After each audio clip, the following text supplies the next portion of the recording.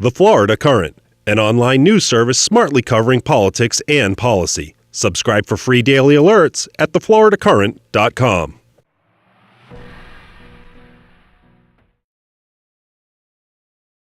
Following the death of Trayvon Martin, Governor Rick Scott's appointed task force held 7 hearings across the state, listening to citizens on Stand Your Ground.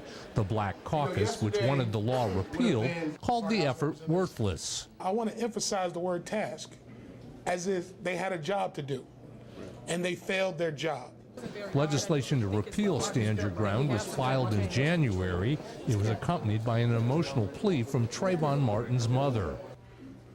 I wouldn't want you to stand in my shoes. More than 11,000 people wrote, called, or emailed the governor. By a more than 2-to-1 margin, they wanted changes in Stand Your Ground. But as the final gavel fell on the legislative session, the repeal never got a hearing. The NRA says the lack of action speaks for itself. And the conclusion was there's nothing wrong with the legislation.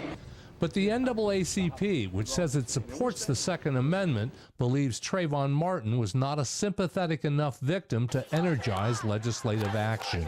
There has to be someone of prominence that has to die behind that. And once they do, then you'll get an uproar. Neither lawmakers or the Zimmerman jury may have the final word on Stand Your Ground. If the jury doesn't buy Zimmerman's story about standing his ground and he's convicted, the Stand Your Ground case will likely end up here at Florida's Supreme Court.